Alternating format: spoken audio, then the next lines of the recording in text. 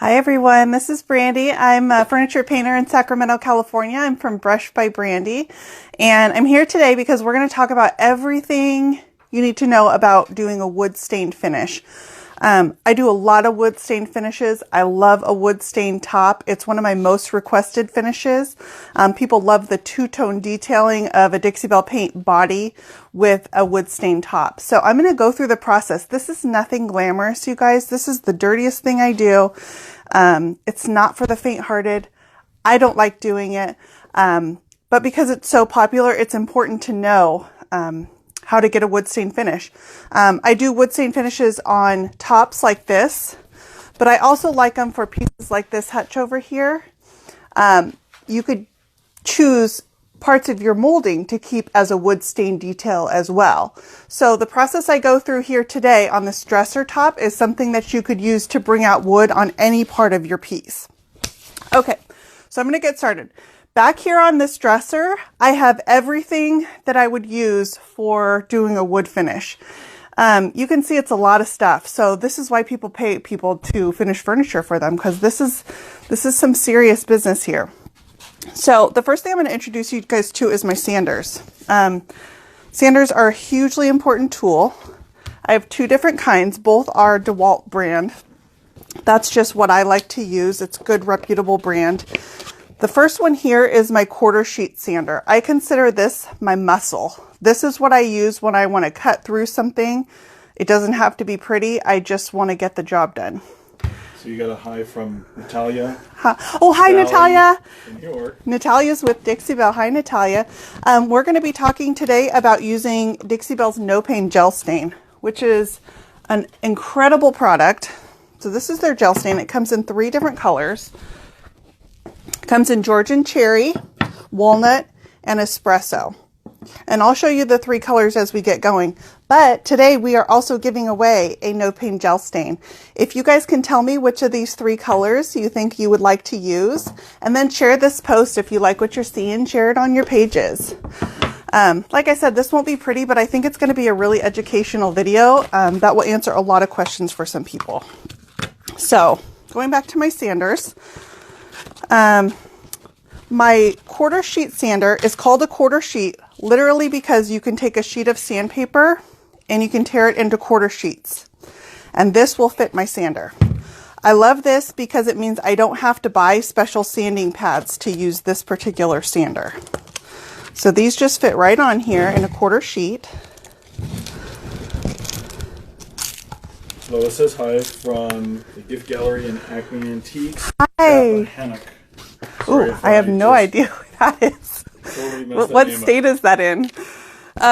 So once you put your sheet on here, your sander will come with this hole punch, and you want to punch holes in your paper, and this is because it collects your dust as you're sanding.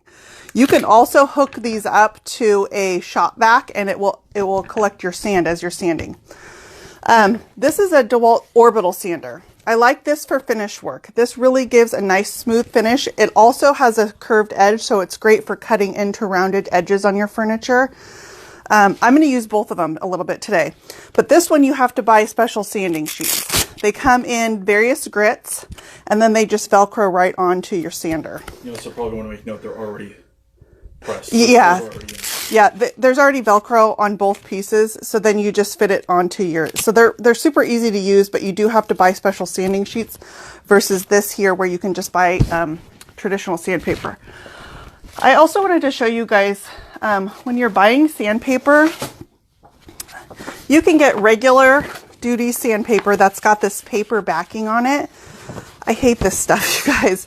It wears through in 2.5 seconds working on a piece of furniture. I much prefer they make this that has a no slip grip backing. It's much more durable. Okay, sorry guys, we lost our Wi-Fi connection for a second there. So like I said, as far as your sandpaper, I usually will start for getting through a finish. I'm going to start with a heavier grit sandpaper. The lower the number of your paper, the heavier the grit. So for example, an 80 grit is... Julie says hi from the UK. Hi, Julie. An 80 grit is much more rough than a 400 grit. 400 grit will be your fine sanding for finishing it, getting a nice smooth surface. But this is what's going to muscle through your old finish. So I'm also going to talk to you guys a little bit about stripper. There's different kinds of stripper you can get. And I use both of them for different things. So this is a clean strip. Jasco also makes one. This is your harsh chemical stripper. It's nasty stuff, you guys. It smells. It burns your skin if you get it on you. Versus Citrus Strip. Citrus Strip smells good. It's water soluble, so you can clean it up with soap and water, but it's not as strong. So what I like the tougher strippers for is when I'm going through a top and I just want to muscle the old finish off, I will use the harsh chemical stripper. I do like Citrus Strip for when I'm stripping fine details on a furniture piece. I'm going to come back over here to this hutch for a second. So if I wanted to strip this hutch down and get into these fine details, I would use Citrus Strip, and then I would use a wire brush or a nylon brush. And you can scrub in the Citrus Strip with your nylon brush, and then when you're done, you can rinse it away with soap and water. Whereas if you use a harsh stripper on your fine details, it gets gummed up in there. It doesn't rinse away with soap and water, so you will end up with residue inside your carvings.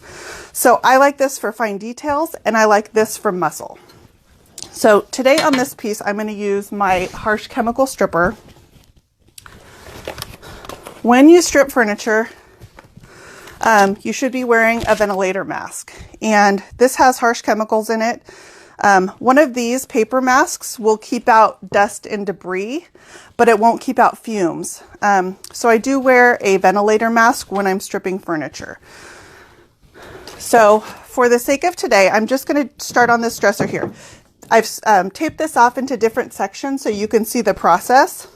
What I'm starting with, this section here, is my original finish. So it's pretty rough. You can see it's already starting to chip off. I wouldn't even put paint over this because my old finish is so chippy that I don't think my paint finish could adhere to that. So it says bonjour from Quebec.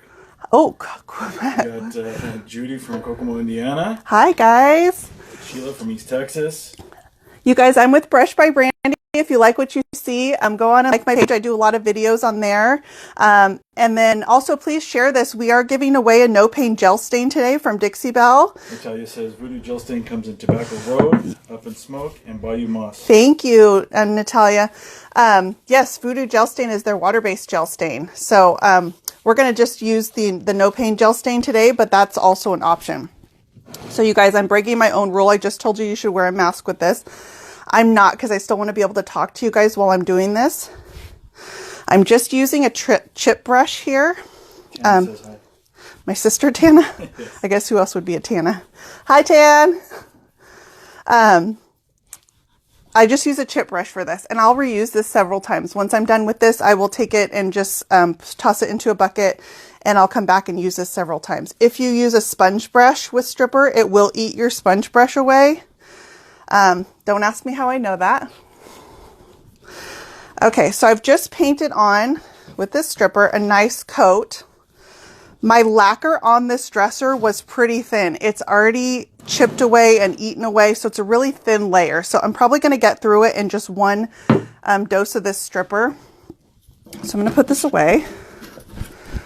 And then... Rose says hi for Belgium.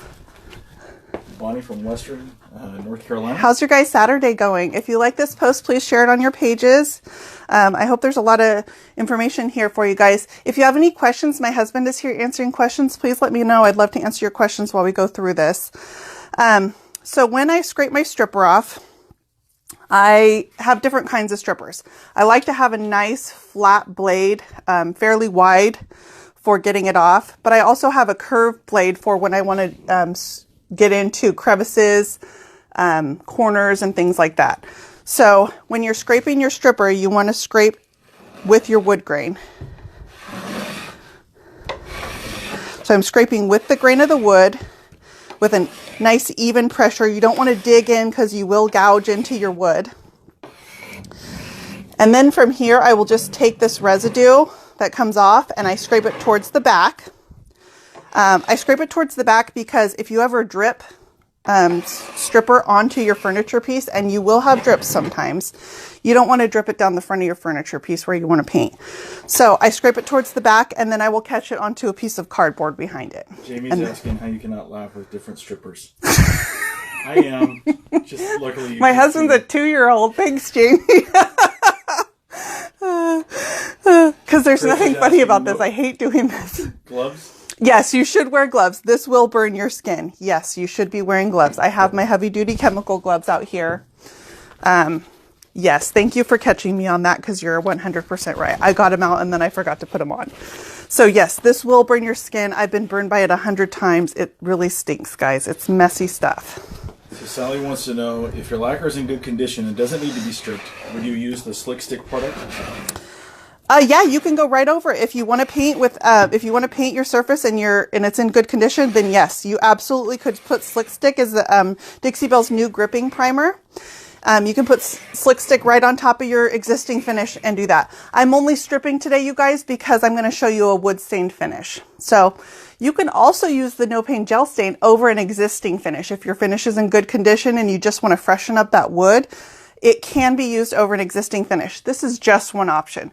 And then the stuff I'm going to show you today, guys, like this is just how I do everything. There's a million different ways to do woodworking, and these are just my tricks. But I'm sure other people have different ways, and that doesn't mean anything is incorrect. So I'm not going to worry about this front edge here because I'm not really out front to work on it, but I would try to scrape as much as I can with my scraper. And then I'll go back with my sander and clean that edge up. So we're going to leave that square for now, and I'm going to come over here. So this one has already been stripped, only stripped. I stripped this last night. I let it dry overnight, so any residue that I had from the stripper is no longer wet. And you don't want to try to sand over a surface that has wet stripper on it, because it just gums up in your sandpaper. And it really is no good. You won't get anywhere. So I recommend once you strip it, let it dry at least overnight. And then you're going to come back and sand your surface. So I'm just going to put a dust mask on, guys, because I don't want to breathe this. But I still want to be able to talk to you. So hopefully you can hear me. I'm going to start with my quarter sheet sander. And I'm just going to go over this. This is an 80 grit sandpaper. I like to start with either an 80 or a 20 grit. So I'm just going to go over this section really quick.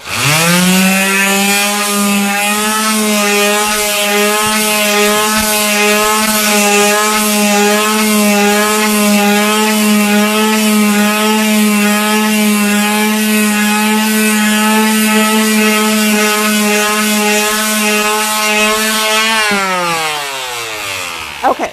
So again, I'm not going for perfection, but just I will go over it with the 80 grit to get the residue off and get it nice and smooth. And then I'm going to take my Orbital sander, and this has a paper on it that's, actually I'm going to choose a finer grit. Sorry guys, it's hard to talk with that on.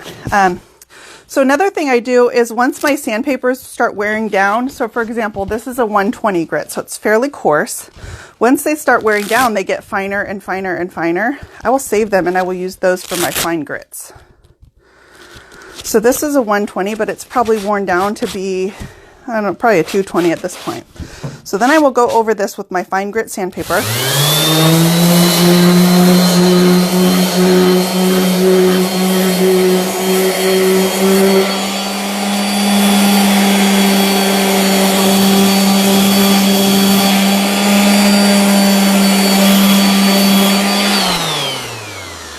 So you saw there, I just rode the edge of this wood, and I would get in there and get it as fine as I could. And then the very corner, you can just come back and do by hand with a sheet of sandpaper to get into that very edge. Just a sheet of sandpaper into that edge. So I would get as much as I could with my power sander and then come back. So I've gone from an 80 grit to a 220.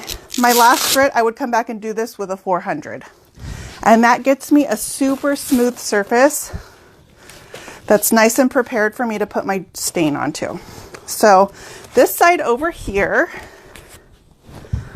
I have stripped and I've sanded. Now, sometimes a lot of these pieces we're working on are vintage furniture and they've had a life. Oh, thank you. they've had a life before we got them. So sometimes your furniture will have marks on them. Could be burn marks, could be stains from an ink pen or gel pen.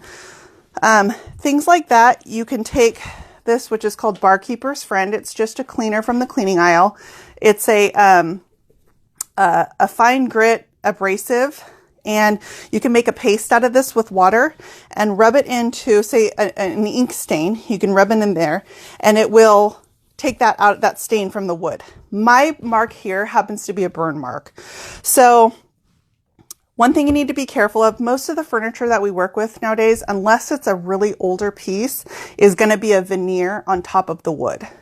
Once you sand through your veneer, there's no going back. So Casey wants to know about watermarks. How do you treat watermarks? Watermarks. You can also try the Barkeeper's Friend. We'll take out watermarks. Make a paste out of it and rub it onto that spot.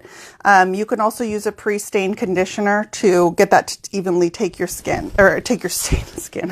I don't know where that came from. I'm going to bring you guys over here, and I'm going to show you this piece here. These were a pair of tables I got from the Goodwill. They were like $5, but I want to show you this little corner right here. If you guys can see, this is an example of where the veneer has been sanded through to the substrate. In this case, it happens to be a particle board. So once it's like this, you're not going to want to stain your furniture because this spot right here will always show up in a darker color. You could stain the rest of the table and then try to faux paint this to match. Layer your gel stain up to try to match your stain finish. But once you've gone through your veneer, your top's not the same. So, do you condition the wood before you stain it? I only condition the wood if I'm staining on a really light species of wood or if I'm staining with a really light stain. Otherwise, for dark stains, no, I don't usually precondition it. So, what was I saying? Most furniture pieces are a veneer on top of wood. And veneer doesn't mean that your piece isn't real wood. It just means you can see here that this was probably, this is probably not a solid piece of wood here, this top. This is probably a lower grade of wood with a more exotic species layered on top of it. So it could be a pine with an oak on top of it. So you get the graining of the oak, but it's on a cheaper piece of pine, just for example. Some ways you can tell is if you look at the back edge of your piece, you can usually see where the veneer has been seamed on top of the wood. And that will tell you if you're working with a solid piece of wood or not. 90% of the time, you've probably got a veneer on there. So, for example, for this burn mark, I'm not going to sand through this because I don't want to go through my veneer. I would rather leave this as some character on my piece than end up ruining my top. So, I'm going to go ahead and stain this section right here. Can you throw me a screwdriver so I can open these? Sorry guys, I'm going to back up. Yeah, I forgot a screwdriver to open my can. Try to be prepared. Sorry guys, any questions out there? So again, you guys, if you like what you're seeing today, please go on and like my page, Brushed by Brandy. Also, if you share this and tell me what color no paint gel stain you would use, we're going to be giving away a Dixie Belle no paint gel stain. So do you always sand before you use the gel stain? And if going from light to dark, you don't have to sand when using no paint gel stain? Going from light to dark. If you're Maybe I didn't understand that question correctly. You don't have to. You can put no paint gel stain right over your existing surface if it's in good condition. But this I wanted to take down to the bare wood. This was in really poor condition. That's why I'm sanding. So no, you don't have to. I'm just showing you one example of a use for it. There are different uses for it though. So I want to come in here and show you the different colors that we've got. So espresso, sorry. The Georgian cherry is a nice rich red color. I'm a fan of walnut stains. They're just nice, cool brown colors. And then this is the espresso is their darkest. So I think I'm going to use the espresso today. Let me know what color of this you guys like. I'm curious. Mark is asking if the little table had a different part of wood on it after sanding. So yeah, because it had a veneer top on it, and that's what you were stripping through. Yeah. It's through to it's particle board underneath. So when I stain, I always do wear my gloves because I don't like having wood stained fingernails for the next week. And then you can put stain on with a brush. you can put stain on with a sponge brush. You'll get a little bit thicker coverage if you use a sponge brush. So this is great if you're going over an existing finish. I'm daring to bare wood. I'm just going to rub my stain on. I also wanted to show you guys. I was asking where the kids are. Who knows? I hope you're watching them, Deb, because I'm not. No, they're inside the house. My kids are still on spring break, you guys, and we're at the tail end. And so we're taking bets right now on whether they're going to live through the weekend. It's been a long 2 weeks. I love them with all my heart, but it's been a long week. So I wanted to show you guys just what a liquid stain would look like versus the gel stain. Gel stain is literally like a thin pudding consistency almost versus a total liquid. You will have so much more control over the gel stain in application than you do over a liquid stain. They're messy. So I much prefer to apply a gel stain when I can. So this is going to go on. I use an old rag to do this. So here, this is what my husband's socks look like. They come out into the garage and they become my staining rags. And then I will take this when I'm done and it will go in the trash can. So I'm going to dip a little bit of this onto my rag and I'm just going to rub it into my wood. Staining is gratifying because right away I can start to see the results. This piece of wood, I'll come down here and get this edge. But you can see how beautifully this wood is taking the stain.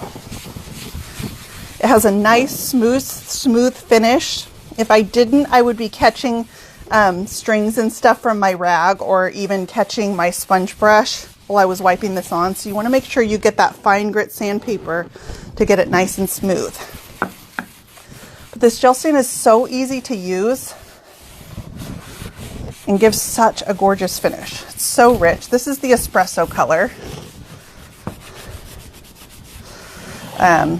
You can layer the gel stain. So I'm going to do a first coat on here today, but if you wanted to get this darker, I would let this dry overnight. And then you can come back and do another coat and it will continue to deepen with each coat. So I'm massaging it into the wood and then I'm going to come back and rub it with my grain pattern. I can see this little spot that I left. That was that burn mark that I didn't see in through. And you can see, even though it looks like a flaw in the wood, it just looks like character now. It doesn't stand out. The stain camouflages it nicely. So I don't worry about stuff like that. I'd rather not take the chance of going through my veneer and just leaving marks of character when I'm doing wood tops. So this wood has beautiful grain in it. I feel like leaving wood grain is kind of a nod to the past on some of your pieces. A lot of people like the espresso. Yeah, I like the espresso too. I think it's my favorite one. So we're giving away a no pain gel stain today. Let me know what color gel stain you like on the comment thread and then share this post. And one of you will be chosen to win a no pain gel stain. Okay, so I've got a nice even coat. I'm going to set this aside and then I'm going to show you a trick I like to do. This is a look I do that's really popular. So I will take a small natural bristle brush. It's fairly rough. And then I'd like to do this with Midnight Sky. So this is Dixie Belle Midnight Sky, which is a soft black, has some blue undertones. But I'm going to dip my brush in here. And I will just feather this along the edge of my piece. This just kind of adds a shading effect. I'm using a super soft hand here. And I'm just feathering a little bit of this along the edge of my piece. So obviously this staining isn't done. I will come back behind and I will finish this edge and then I'll complete it onto that side of the piece. But you can kind of see where I'm going with this. And with a soft hand and a little bit of paint, it gives an aged look to the edges of the wood. It just darkens those edges. So you can paint and stain onto your piece. If you wanted to, you could do a whitewash over this. I'm going to wipe that back a little bit. Just give some depth to the edges. You could do a whitewash over this. Before I whitewash, I like to seal my stain in first. Julian says the top matches pretty good with the sides, and granted, it's going to change, but I would agree. Yeah. Yeah. Don't look at this part. This is going to be painted. This is going to be painted.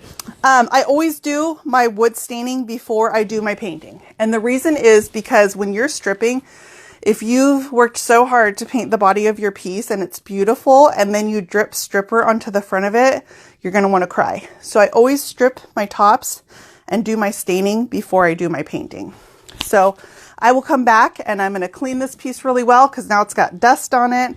I'm going to take the drawers out and this piece is going to get a really clean coat of paint. I think it's going to be white. I have an order for this one. So once you got your stain on, I don't want to do this because I'm not done with my top yet. So I would have to strip this back off. But I would just take my top coat. So for this piece, it's going to be Dixie Belle Gator Hide. And I would dip in my my Dixie Belle application sponge or put some into a small dish, and I would just wipe on coats of my top coat. In between coats of top coat, I come back with a sanding sponge, a really fine sanding sponge, and I will sand my top coat. It's going to start turning your top coat white, which will scare, it will scare you a little bit. But then when you come back with another coat of top coat, it takes that white haze away. Michelle also says that you can mix the colors. Oh, that's a great idea. That's a great idea. I love that idea. I've never done that, but yeah, that's a great idea. That's a way to get even more color combinations out of the no paint gels. So, yeah, that's pretty much it. I mean, it went pretty quickly in this video, but it's an ugly, messy process, you guys, from the stripping to the sanding, staining, and top coating. But it's so worthwhile. I don't know if you can see. And someone wanted to know what colors you put on that one in the back. Oh, on the back, this is Manatee Gray. And then I shaded in some Gravel Road in here. And then this has a image transfer on the front of it. So this is Manatee Gray and Gravel Road in here. So yeah, this piece also has a wooden top, and you can see it gives nice contrast with the dark hardware, but that's a very popular look. So I hope that helped answer some questions. Again, if you guys liked this, go on and like my page. I'm at Brush by Brandy, and then tell me what color no paint gel stain you like and share this post, and we're going to give away one of Dixie Belle's no paint gel stains. All right, guys, I'll answer any questions you have on the thread, and I'll talk to you guys soon.